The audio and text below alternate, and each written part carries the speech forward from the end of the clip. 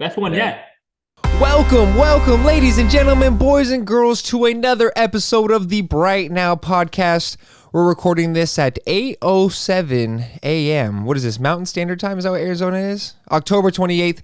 I am the Amari to the two-man show here, and I'm with my Steve Nash, the Trail 3 legend, TJ. What are we yapping about today, brother? Going to be diving into the Suns action we've seen so far. It's talking about recapping the Warriors game, that Lakers game, touching a little bit on who the Suns got coming up next. I know we're playing the Jazz this evening for those if you're listening today. If you're listening tomorrow, you already know more than we do. Then we're going to dive into just a little league-wide review, talk about some of the action we've seen so far. Had some really good games. The Bucks-Sixers game coming down to the wire. The Celtics-Knicks game, really, Porzingis really as a Boston coming out party there. And then just talk about what we hope to learn in this upcoming week of basketball across the league. Hell yeah. And like you said, starting off with the Suns versus Warriors, man, no Bradley Beal, no problem, right? I mean, obviously they had no Draymond Green, but holy shit. I just want to start off by giving our boy Jusuf Nurkic some of his flowers, because the screen setting that was exhibited out there was dropping my fucking jaw. I love the separation that was created for Booker. Plus, way to finish the game with that game winner. Were you attracted to seeing those screens that was set for Devin Booker and getting those guys open, and Eric Gordon getting them some free space? Oh, I mean, absolutely. It's something that I feel like what you alluded to at the top with the Amari Nash pick and roll. I mean, It's obviously not the athleticism that Amari had, but the level of screening from Nurkic was amazing to see. And I know we've harped on Ayton a lot, and I don't want to make this just an Ayton hate podcast because, like we said before, rooting for the guy. He's an Arizona product. Mm-hmm. But I don't think Ayton catches that and finishes that at the end of the game the same way Nurkic did. I mean, I was holding my breath as soon as he passed that to him because, Booker goes up for the shot, slices it down to Nurk. And, I mean, a finesse finish from a big Bosnian monster. So it was awesome to see. I mean, I jumped out of my seat. I think my Apple Watch recorded it as a technical and exercise. My heart rate got up so much. So it was definitely awesome to see. And, obviously it's tough having Beal miss the first couple games, but Book was definitely able to pick up the slack. KD with an off night by his standards, still getting the looks that he's going to get. So that comes with time. But yeah, Jusuf Nurkic, man, I love having that guy in the middle right now. For sure. And what we're talking about, it all starts from our guy, our MVP candidate, the real point Book, with the 32 points, 8 assists, 6 rebounds, and 60% plus from the field with only 3 free throws. Watching the game, I thought we maybe got some calls that were really on our side, but I actually, on the rewatch, I feel like there was a lot of times where Book was taking it to the rim and probably could have got some and ones. But also, as you had touched on, the Kevin Durant quiet night, 18 points on 7 for 22 shooting. There's a lot of tough shots, quote unquote, for 99.9% of any other NBA players in the league. But I mean, we've seen those shots go down before, right? You're not nervous about Kevin Durant. I mean, I don't want to get too far ahead of ourselves. We did see they scored 39, but a lot of people that I've been talking to are saying that it looks like that he's lost a step. Do you feel that way as well? No, I think Kevin Durant's game was never really blow by speed. Obviously, there's flashes of that all the time with him, but it always was his tough shot making ability, just being able to shoot it over everybody. He's a 7-footer with amazing handles, so I'm not concerned about it. I would like to see maybe a little less of the one-footed fading away to like either direction. Obviously, when he's one of the most talented, if not the most talented basketball player on the planet in terms of just straight up skill. So he's going to get his looks. Every time he shoots it, you still think it's going in. So I didn't really have any concerns. My bigger concerns come with him if we're going to have to rely too much on him on the defensive end. Again, getting ahead of ourselves a little bit, but in that Lakers game, he slid into the 5 a little bit in the fourth quarter. I know he had a really, I was just going to say, he had that really nice block, but it's still not exactly what you want to see from that position. So when it comes to shot making, I will never worry about Kevin Durant. He would have to have 50 games playing like that for me to even start to press the panic button. For sure, and we already saw he's 1 for 2 for having a bad game because that 39-point was wheeling his way to getting us a dub. And I want to stay on the Warriors game real quick. One of the other things that I did see was that Josh Okogie, I mean, every single high school coach is going to be showing the role players film of him, right? I mean, a guy that crashes hard on the glass, gets loose balls, defends the best player, and seems to have improved on his 3-ball over the course of one single summer. And it's usually going to be an incremental increase with the 3-point shooting, but man, not to overreact in a positive way, but we've been seeing some fucking splashes from him, from whether it be in the corner or on the trail 3. Are you impressed with what you've seen with Josh Okogie? Oh, I'm absolutely thrilled. And for me, it all starts and almost ends on the defensive end. Everything that he does on offense is just kind of a cherry on top at this point. He held Steph to 10 points in the first half. Obviously, he exploded a little bit more in the second, finishing with 27 on the game. But holding Steph Curry to 27 points is a W in my book, especially when they don't have Draymond. He really is their only. I don't want to give too much disrespect to Clay here, but we all know Clay's not going to go create his own shot like that. So when Steph is the motor of everything and he's able to really lock that up, relatively lock it up, super exciting to see. He had 4 offensive rebounds and a steal. So that's just 5 extra possessions that we just shouldn't get that he's able to bring for us. And that all comes from his active energy all night. He's flying in on the offensive glass, the defensive glass. He's picking up Steph at half court and sticking with him. He's going to be guarding the best player on every team every night, unless it's a center. And so super thrilled with Josh Okogie. It does feel like he's taken somewhat of a leap from last year. And that just comes with him saying, we talk about it all the time, but knowing your role and doing your job. And we're setting him up for success there. And he's helping our other guys really, really flourish in their roles. Yeah, he's a perfect segue. He's like, what I'm saying? He's copper. He's making that electricity go. He's making the whole train flow. I didn't want to glance over this. Like I said, I do think Devin Booker really showed in this game that he can be an MVP candidate. I really just want to harp on that. Make sure the fans know that TJ actually predicted this in his preseason awards that not even a dark horse, that Devin Booker was going to be the guy to win the award. So let's just give him his flowers, everybody, real quick.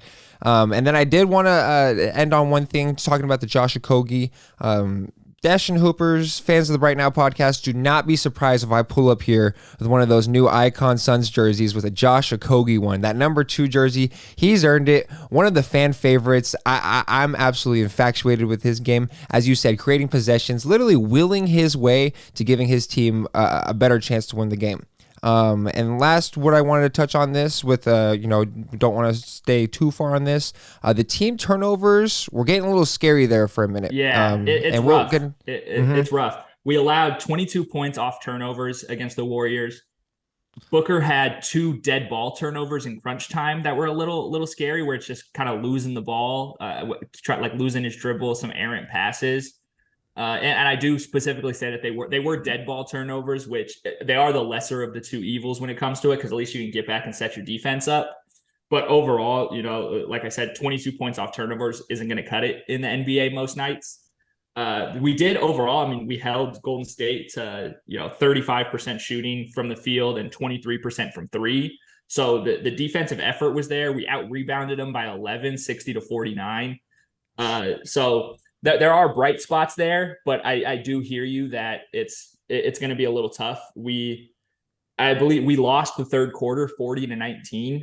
So that's another kind of iffy part, but we did come back and obviously close them out in the fourth on the back of Devin Booker. Mm-hmm. So not totally worried about that. If there's anything I am worried about, it was some of those Drew Eubanks minutes in that first game, along with some of the Grayson Allen stuff. Oh my God. And with the Eubanks, do you remember that pass? I think there was like 2 passes where Eubanks just threw it to fucking nobody. Yeah, he trying to look like Kevin Love on an outlet pass in like 2012 and just trying to flinging it out there for the steal. And then it turns around. I think he almost gets dunked on that next possession. He had a lot of really bad fouls. So the thing with him and Grayson, it felt like there was a lot of compound errors where they make one mistake and you're trying so hard to get it back that you end up just doubling down and making another mistake that's even worse. Obviously, Grayson was a no-show on the offensive end, being scoreless. So there was some worry there in terms of what our overall bench and depth is going to be looking like. not enough to press the panic button yet. Obviously, we're still kind of getting in the flow. It does piss me off that we see this Eubanks performance and then find out that we tampered to get him and we lose a second-round draft pick. I just think that's ridiculous. I don't know who put that early phone call in. Like, why were you tampering for Drew Eubanks? Love the way that he like moves on the court, and like he's a lot better athlete than I think is noticed just by the eye test. But I wouldn't have tampered for him. I would just wait until you could talk to him, guys. I feel like that's a pretty easy thing to do. No, well, for sure. He's like you said, he showed a lot of positives, but not enough positives to justify a tampering and a loss of a second round pick. But as you were touching on with the offensive struggles, I kind of want to move on to our Suns and Lakers games. And man, did we see some offensive struggles here in the fourth quarter. I mean, I want to start off by giving KD his flowers. Like you said, he had a fucking masterclass with 39 points and 50% from the field. And what was his plus minus? Did you have that on standby? So without him, what was it? Yeah, so our on-off numbers with him, we were plus 18 with him on the court, minus 23 without. So Man. It was an absolute masterclass, like you said. 39 points. He passes Hakeem on the all-time scoring list, which is definitely a big jump. I mean, I know that's exciting for us. We're big Hakeem Olajuwon fans. Obviously, didn't get to see him play live, but in terms of just looking at the highlight tapes and the kind of game that he had, absolutely love it. So you see, KD said that his mom had a crush on Hakeem when he was asked about it. That's all he said. He said, "What do you think about passing Hakeem?" He said, "I don't know. My mom had a crush on Hakeem, so it's an honor." That's awesome. So that was super exciting. Up next on the list for him is Elvin Hayes. He's about 350 to 400 points off from him. Done it in way less minutes, way less games. So he's going to pass him eventually this season, I think. Injury, knock on wood for any injury concerns. So that's going to be super exciting to see him just keep climbing up that list. He'll definitely retire in the top 10, if not even higher. Mm-hmm. So that's kind of where the on the Suns end, that's where the game kind of starts and finishes for them. It did feel like a true, a lot of times we play up, the media plays up these matchups between superstar players, especially KD and LeBron. Just they've been pitted against each other since KD joined the league in 2007. So they've been playing against each other for over a decade, I think, or 16 years now of going up against each other. And the Lakers needed every bit of LeBron James in that game too. Just like with KD's on-off numbers, the Lakers were plus 22 with LeBron on the court and minus 17 without him. So that's absolutely, that's kind of a crazy number. Not exactly an eye-popping stat night from LeBron, 21, 8, and 9, especially when with AD having 30 points. But as you can see, I know plus minus isn't an all or nothing stat. There is a lot of nuance that goes into that based on who you're on the court with. But when you're plus 22 and, the next highest, AD, I believe, was plus 7 from the starters, even with his 30 points. So that's that they needed every bit of LeBron to beat a team that didn't have Bradley Beal and Devin Booker. So moral victories are for minor league coaches, but sometimes a loss ain't a loss, it's a lesson. So that's definitely a good thing for us to something to pat ourselves on the back about. So if just slightly. It's too real. And something else to pat ourselves on the back with is going to be our coaching staff's belief in Goodwin. Because I know you were impressed with a lot of his minutes on there. Yeah, I know you're impressed with a lot of his minutes. I mean, especially in the first half, he was amazing offensively and not too bad defensively either. He has quick hands. He's got that low center of gravity that I enjoy personally in my guards that are going to be able to defend. What were some things that you saw with Goodwin? So he's one of those just spark plug guys that you can bring in off the bench. I think that's the biggest thing with Jordan Goodwin there. He finished with I want to say one of our higher let me pull up his stats. I think he was third in shot attempts in this game. So that's definitely, he's got the green light to go and get a bucket. He definitely fills that like Jamal Crawford, Lou Williams sort of space where it's just, hey, we need some quick points off the bench. He's going to come in and he's going to be ready to go. He was the only person outside of KD that scored in the fourth quarter. It was a garbage time layup, of course, but he's still, playing hard. Like you said, his defense he's not Marcus Smart. He's not Drew Holiday, but it's the effort is there. And that's all you can really ask for at a certain point. So absolutely loved that finish with 14 points. He was 6 for 15. So not the best, most efficient night in the world, but still 40%. So you can't totally shake your head at it. and he only had 1 turnover. So with him being effectively our only point guard on the roster that you could actually say is like, okay, this guy is a point guard. He's a scoring guard, obviously. He's not really looking to facilitate too much, but I don't see how you could be, disappointed in what we've learned from him, especially with I think we both had pretty low expectations coming into the year. No, I personally did, and it's really encouraging to see someone that, you have to have that surprise, that wild card, and if Chris Goodwin could be that guy, then that'd be amazing. Speaking about what I heard a lot from the announcing team that, Goodwin is the only person that is a certified point guard on the team. Yeah, another thing, I know exactly what you're talking about. Yep, but then another thing that the announcing team was talking about was Candace Parker keeping it a buck about Ayton was awesome. Were you listening to the broadcast at all? Could you hear about any of that? Yeah, she. I remember hearing her make one point where she said something to the effect of Ayton's not making that pass. Nurkic had a nice dish. Yeah. Mm-hmm. Yeah, and she had popped in that, and I remember thinking, I was like, okay, kind of a stray for DeAndre Ayton. That's a little sad, but also no, she's keeping it real, and yeah, that's one of the pluses that we mentioned earlier as well. Is just Nurkic sliding in here. He did get into a little bit of foul trouble, finished with 5 fouls on the night, and not as many shot attempts as I think we would like to see from him, especially on a night without Beal and Book. But that comes with the territory. Sometimes, in the flow of the offense, he's not going to always. We're not drawing up plays for him necessarily. So I do think that one of the bigger glaring issues outside of just the fourth quarter poor performance was there are just chemistry issues here and there where a couple of plays where Okogie started to dive in from the 3-point line and Nurkic is expecting him to stick out and it kind of turns into a sloppy possession. Another time where KD starts to go backdoor and then comes back with the ball had already been thrown. That was one of our worst turnovers in that fourth quarter. And that does just come with the territory. We saw stuff like that in preseason where, Booker driving to the hoop, going for the kick out, and the passes are just a little off the mark.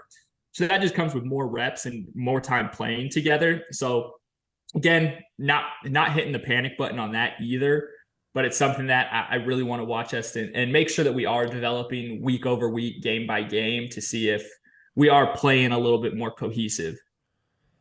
I agree, and I wanted to add on to that point. I think another issue that I saw, and it does go with the chemistry issues as you were touching on, was we had 2 24 shot clock violations at the start of the third quarter, and a lot of it had to do with Drew Eubanks looking a little bit lost out there, again, going in with the chemistry issues. A lot of times where Kevin Durant is driving in hard, and we got guys that are kind of just floating around instead of making cuts or interchanges that I would just like to see be improved on, just like you said. I feel like we didn't touch enough on Kevin Durant. Like, I feel a little bit disrespectful as a Suns fan. So, like, I just want to touch on it a little bit. Like, could you imagine having KD shot, like, his pull-up jumper just for, like, a day? Like, how fucking cool would that be? Just to go, like, to LA Fitness and just have that nasty ass, like, just pull up over and over, getting to a spot that left elbow.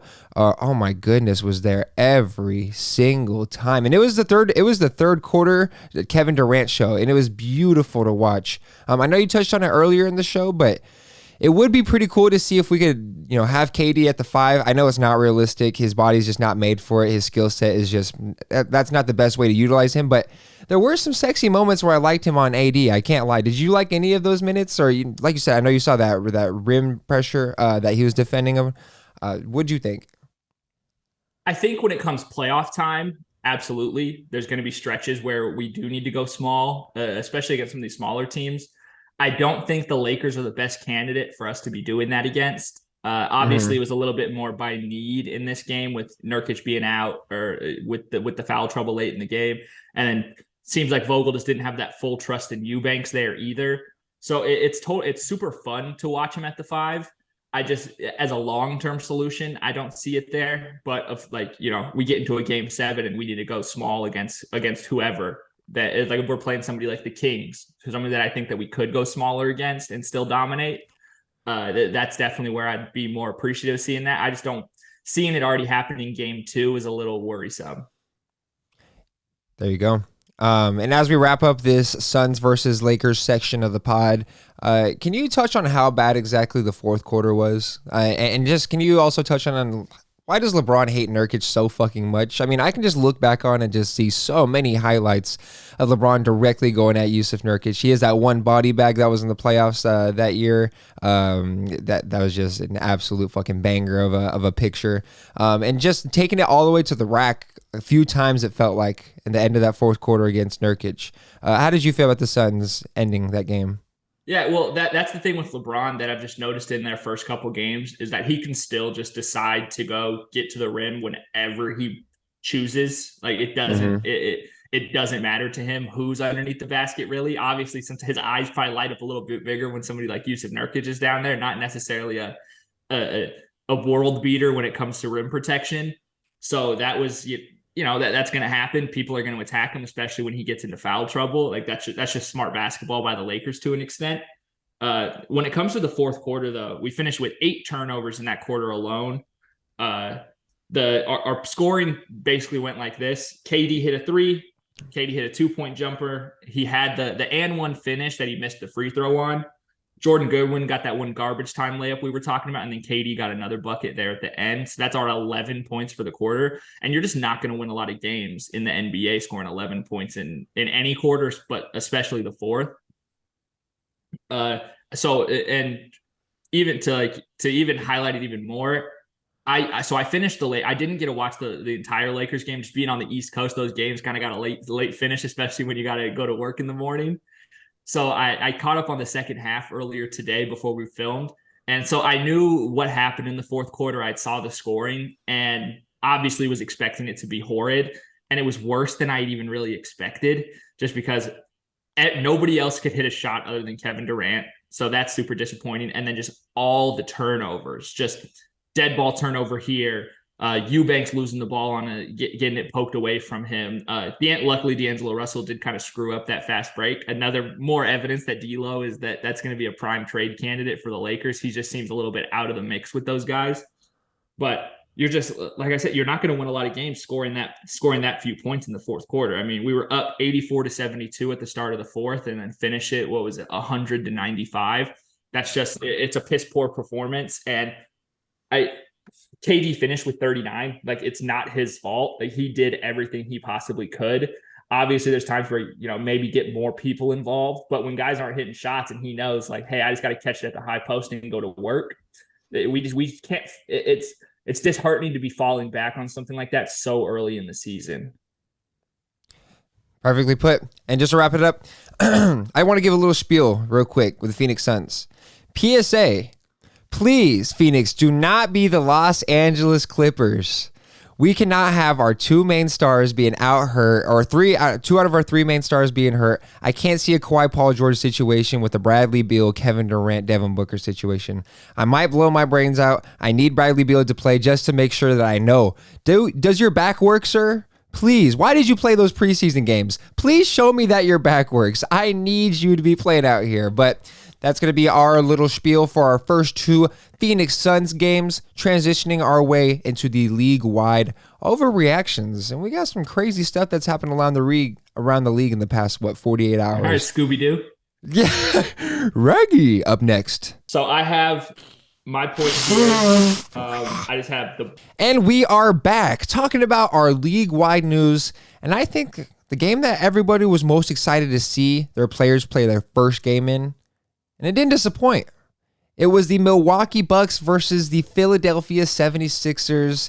And boy, oh boy, did this team look like it could potentially be scary. I mean, the first play of the game, we go ahead and see the thing that everybody was talking about. A Dame and Giannis pick and roll. Ooh. I personally love to see it. I thought it was interesting throughout the whole game. Not interesting. It was actually what we expected, but throughout the game, there was a point where there was 3 straight possessions with high screens at the logo for Dame, and all of them resulted in buckets, whether it be a right off the screen 3, a drive all the way to the hole, or just a nice pull-up jumper or a kick down to Giannis. It was sexy, and it was everything that we hoped for it to be in spurts, of course. I know you wanted to touch on it a little bit. The potential is there, but we're probably going to have to wait a little bit, right? Yeah, I think that was my biggest takeaway, is that it's going to take a little bit more time than we initially thought, especially just looking at their roster top to bottom. Dame with just an amazing performance in his Milwaukee Bucks debut. And we got to see firsthand what probably the biggest point of emphasis from the media and from the league as a whole on what Dame's going to bring to the Bucks, and it's that ability to have a true closer on the roster. So we got to see that effectively, in game one. Right away. Obviously, the Sixers are a little bit shorthanded without Harden.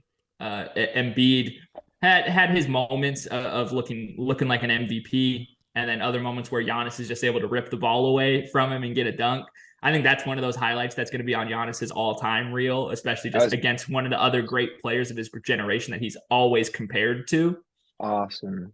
But I do think it's going to take a little bit of time. Tyrese Maxey looked really good. That's basically the brunt of my analysis, is that they aren't quite there yet. Another thing with the Suns, where we're talking about chemistry and just getting to know your teammates, but Giannis seems like he's able and willing to maybe not take, I don't want to say take a back seat, but maybe hop over into the shotgun position and let Dame drive the car. Giannis also really liked seeing him going downhill, and sometimes when he gets stopped, before it would be a problem, and now that he does have a little bit of more of a post move bag, he did miss a few kind of easy jump hooks, but that comes with just more reps, more time in the game, and it's not exactly a great matchup for them to really be testing out their pick and roll ability. Like you get going downhill and you have Joel Embiid in the paint. Like that's not it. It's definitely out the frying pan into the fire. So loved what I saw from Giannis and Dame. But it aren't quite there yet, but they're going to be, come playoff time, I mean, they're going to be absolutely insane.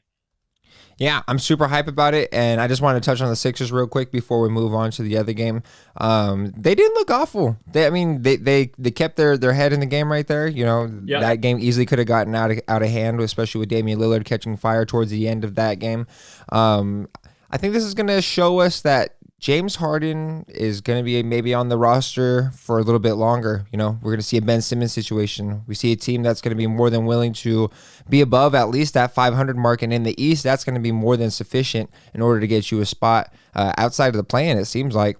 So I'm really excited to see what they do there. The development of Tyrese Maxey, him adjusting once again to roster issues. And it's cool to see. It's cool to see that he's always willing to adjust, but poor guy. Maybe they'll get some consistency. Poor Philadelphia 76ers fans.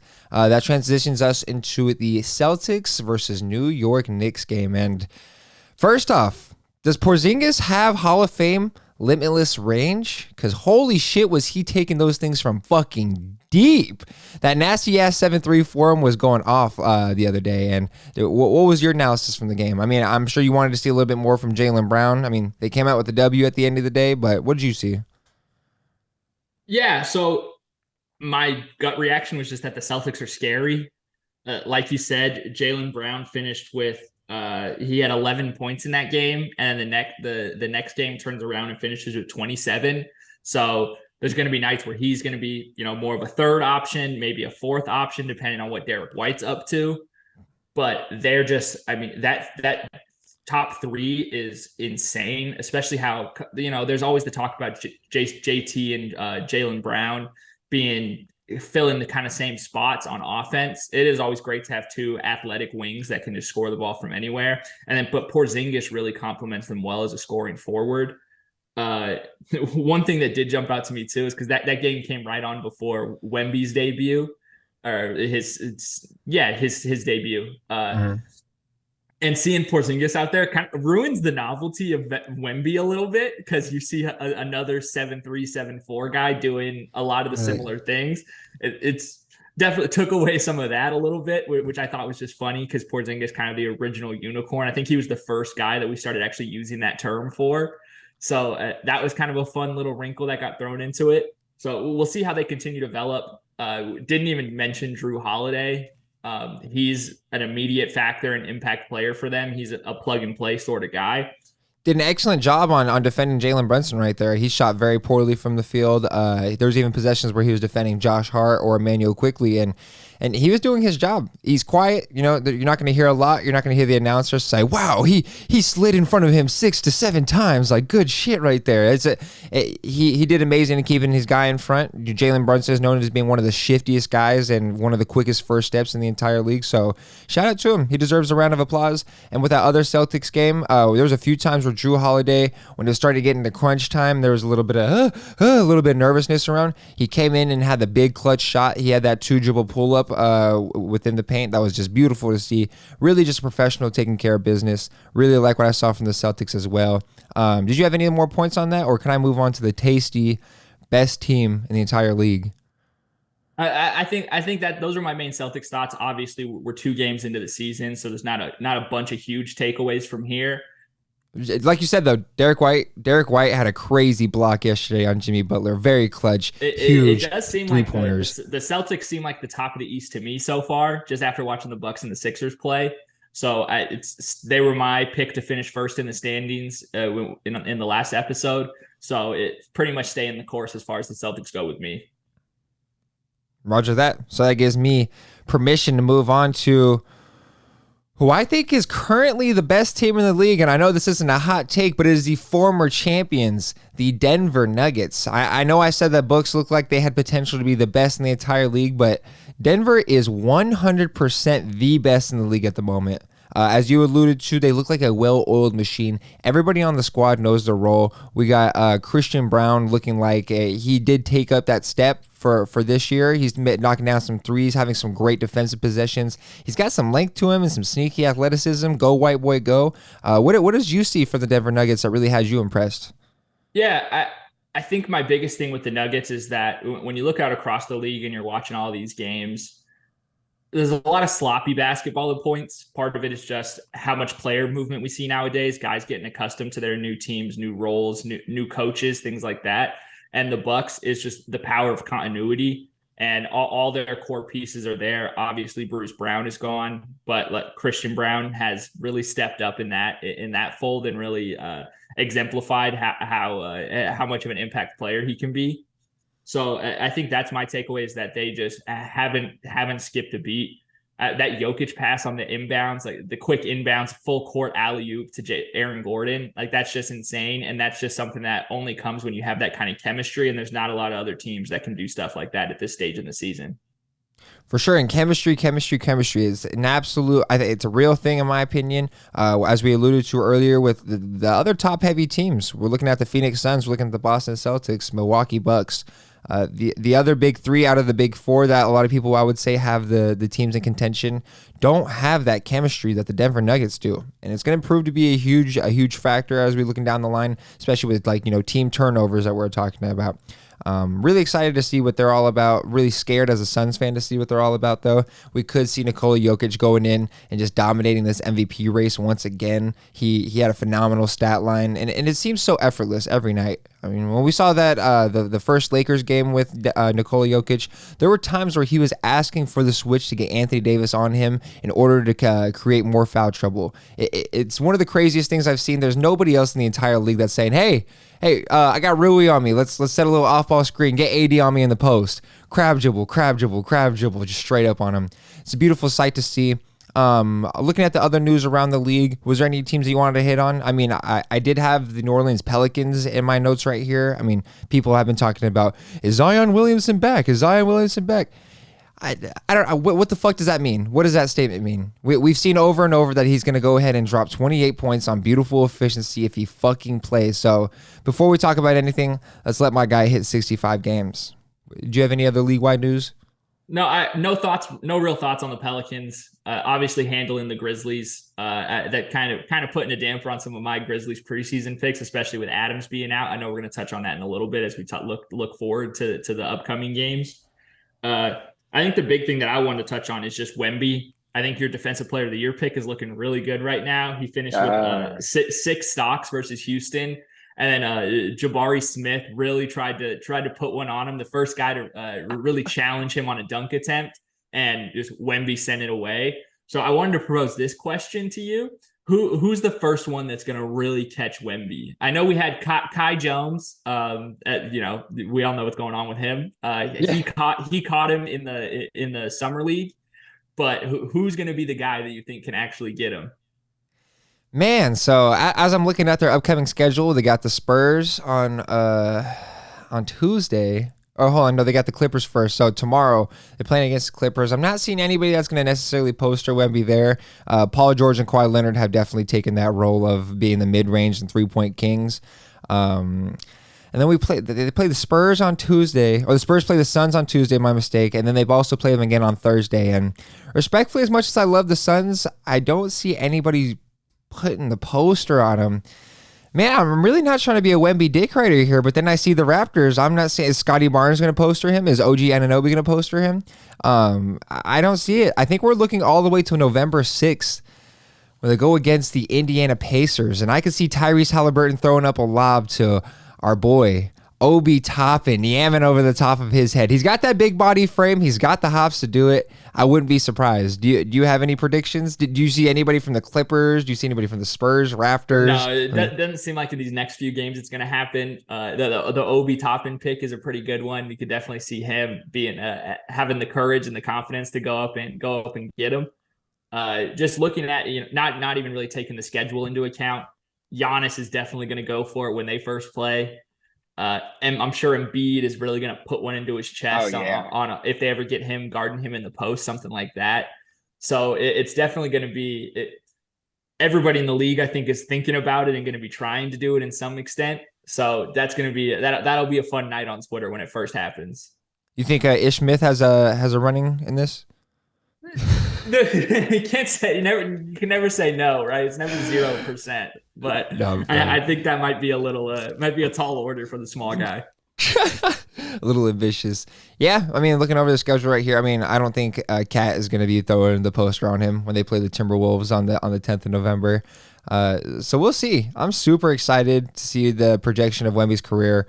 We've already seen what he can do on the defensive end. The 7'4" guy is dominating behind the arc too. I know there was some questions about whether his shot was going to start developing in his second, third, fourth year, but it looks like it's here. It looks like the Spurs are being extra cautious. It looks like the Spurs already got guys that are willing to play games. Keldon Johnson had himself a hell of a night last night.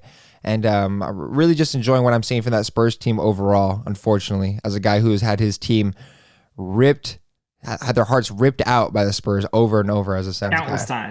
Countless times. Do we want to hit on anything else in the league-wide news, though?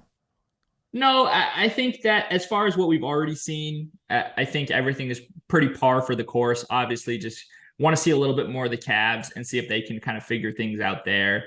Donovan Mitchell with some really great performances so far. Still looking for Evan Mobley to kind of turn it up on the offensive end. He looks good out there. Like, he's playing good games, but it's just not quite not at the level that you necessarily would expect from a guy like him. So, but I think those are really the key points that we've hit on already, as far as, the top of the league goes. I think this is a good time to dive into what we hope to learn in this next week or so. Looking tasty. Shout out Tyrese Halliburton, by the way, too. We're going to go ahead and move on to our next section, though. Like you said, the upcoming games and NBA news. Stay tuned. Even though it was early as fuck in the morning, I got crust in my goddamn eyes still. And we back. We're talking about the upcoming game / NBA news around the league. And there was a guy. I mean, cue the sad fucking violin music. We got Steven Adams saying, hey, yeah, I really didn't want surgery, but I'm going to go ahead and get it. Going to be out for the rest of the season. No biggie. I know you were a guy that was super high on the Grizzlies, whether that be, Taylor Jenkins being the coach of the year, having them in the top 3 seeding. Absolutely. What did you think about this? Top 4, my apologies. Top 4. What did you think about this? This is huge, right? Does this kind of change everything? Yeah, I think that changes everything as far as my predictions went. It's going to be really tough for them, especially they're showing in these first couple games. Jaren Jackson hasn't looked great. He's still doing his thing on the defensive end, but if he gets in foul trouble, it feels like every other game, if not even more sometimes. So that's going to be tricky for them. I do think that if they are and the Grizzlies, by all accounts, should be focusing on win now mode and winning in the next couple of years mode. And so I think they're going to be a prime candidate for somebody like a Robert Williams, just kind of taking up space on the roster in Portland. And so I think they're going to be a prime candidate to get a big man into there. I know there's a lot of buzz in the Grizzlies circles about that as well. So it definitely changes everything with my prediction. It's going to be a lot tougher to come out of this first 25 without Ja, without Steven Adams as well, just because we see Jaren Jackson play so much better alongside that other big, because it allows him to be a little bit more versatile on defense. So I think they're going to be looking to add another big man to the roster if they are going to be trying to compete this year. If not, then it seems like they're just going to be, actively mailing it in overall and just kicking the can down the road to next year when they get a full season of Ja. Love Xavier Tillman, but you're absolutely right. We're going to have to go ahead and get another big. Jaren Jackson Jr. has showed that his natural position is not the 5. We saw that in FIBA. He likes that 4 position. Gives him a little more room, a little more activity to go ahead and roam. He's also not like, he doesn't really clean the glass like that either. Mm-hmm. So that helps when you have another big man next to him. Like Steven Adams is the box out king when it comes to creating space for rebounds. So Desmond Bane, still awesome. It's just, I don't know if he's going to be enough to really bring them out of this stretch. I think you're right. Transitioning into our next point, I wanted to touch on real quick what I saw in Portland, Oregon with the Trailblazers. I mean, the fans over there about to have a rude awakening. They kind of already saw it in their first game with DeAndre Ayton having 6 points, multiple turnovers, getting into foul trouble. I just wanted to give a shout out. A little PSA, I'm very sorry, my Portland Trailblazers fans. You're about to experience DeAndre Ayton getting rebounds and bringing it below his chest and getting it ripped. We saw it happen multiple times. We saw some of the push shots. He shot 50%, but 2 for 4 is probably not going to cut it, especially people considering, Ayton could shoot 20, could have 22 points and 12 rebounds a game. We want it to happen. Like you said, we've been waiting as Phoenix Suns fans, and people told us to wait and be patient. And I'm sorry. I think we just show that Jusuf Nurkic is a better fit, and that DeAndre Ayton is showing himself that you can call yourself dominating all you want, buddy, but until you show it, I'm sorry. Can't call you that. And then transitioning to our next point. Did you want to touch on any of that as a big DA guy personally? You pretty much said it all when it comes to Ayton. I'm still holding out hope for, I'm still going to be tuning into Trailblazers games every so often to see kind of what Scoot Henderson's up to. Going to be a little bit slower start for him than I think I expected. So that's a little not disappointing, but just was hoping to him to really come out of the gate swinging. But yeah, that's the Portland Trailblazers. They're going to be at the bottom of the West. So I don't think we need to spend too much more time on them. Perfect. And then I wanted to talk about a team that's in the East that is going to be expecting mediocrity, or I guess that's what the general consensus is. And that's the Chicago Bulls. I know they won their game last night against the Toronto Raptors in a nail-biter where Alex Caruso had got a defensive stop and turned that into points. It also looked like a circus near the end of that game. That last 19 seconds or whatever it was just just everything's bouncing around. Like it was just an ugly finish to a game. I think I had said to you, we talked on the phone a couple of days ago about watching the Thunder Bulls game in that initial game of the season, and it's just Thunder fans, plug your ears. I don't mean this disrespectfully, but I know you're going to take it as such. It's 2 different paths to being at that like mediocre level in the NBA. Like the Thunder aren't competing for a title this year. They're going to be hanging around the 5 to the 7 seed ish. Maybe they'll jump up to 10. 4. Who knows? Exactly. And the Bulls, but the Thunder have gotten to this mediocrity with a really young and talented core that's exciting to watch. Like people want to tune into Thunder games, and the Bulls are just the opposite end of that, where they have professionals across the board, like DeMar DeRozan, Zach LaVine, Vucevic. You'd mentioned Alex Caruso, like just absolute professionals when it comes to playing the game. And they're again another team that's going to be in the maybe looking in a play-in spot. So I thought that was just kind of an interesting contrast juxtaposition when looking at those two teams and how they've been built. Yeah, I'm glad we had the TikTok camera on that one. That's a good one right there. I like it. I think you're absolutely right. The Chicago Bulls are the king of mediocrity right now, and they kind of have been for a couple seasons, it seems, especially with the injury of Lonzo Ball. It feels like a lot of waiting around, a lot of waiting. Is this team going to be nice? Oh, no, we made those trade with the Magic and everything. We gave away our draft capital. It's not looking like it's paying off so far, unfortunately, Chicago fans. But it's working out great for the Magic. I mean, that's another one of those. That's another one where you get off the the good stats, bad team guy, and you just kind of sacrifice some wins in the now for wins in the future. So, yeah, no, totally with you there on the Bulls. Absolutely. And wrapping all this up with the upcoming news, did you have one more point you wanted to hit on? I know we talked about in the break. So, I'm confused about the take foul.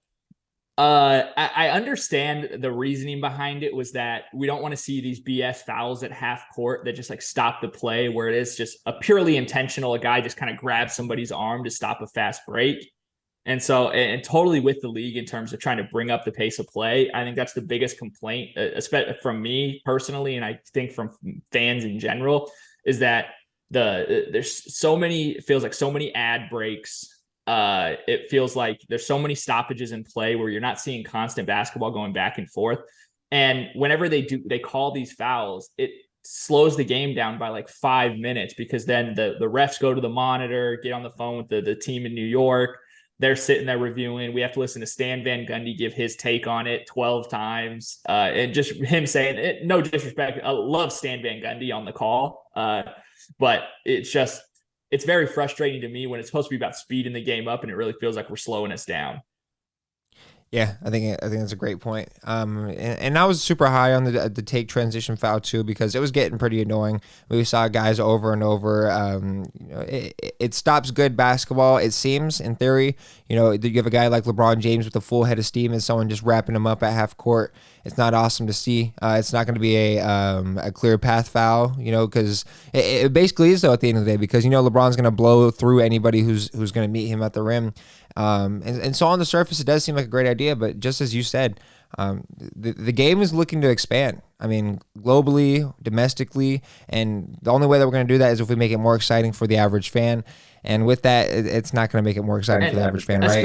Especially when I thought, when I first heard about the rule, and this is year 2 of having this one in place, I thought that the goal was to stop those intentional fouls, and it only was going to be when somebody is like blatantly doing it on purpose. But now if there's just like a reach-in foul, somebody going for a steal, they're calling that a transition take foul, and then it's the free throws in the ball. And I just think that's not what we were trying to do here, and it's kind of caused a bigger problem than I think was originally there in the first place. Perfectly said. All right, well, there we go, ladies and gentlemen. We got our 5th episode, our 5th installment of the Bright Now podcast. We're looking to improve, as always. Looking to cut down on the time just a little bit, just because we know we can drag on a little bit. Me and Tyler can honestly talk for fucking 3 hours if you let us. Exactly. So we're looking at a different little format. We're hitting that 50-minute mark. So I appreciate you all for watching, getting up to this point. I do want to update everybody on the mustache. The mustache coming in. Sure. maybe by the playoffs we'll get the full hand. Maybe. The Phoenix Suns mustache. If I still have it by then, you got my words right here. We're gonna go ahead and dye it. If it'll dye, we're gonna get a little purple mustache action right here. Okay. There we go. Awesome, man. Hey, always love talking basketball with you. Appreciate all the people out there watching. Shout out to the Philippines. We know we got a little bit of installment of you guys out there, so appreciate that. We love you. Thank you, my Philippine brethren and sisters. We love you guys out there. Much love. But as we said, thank you so much for tuning in, ladies and gentlemen. And as always, y'all have a phenomenal rest of your day.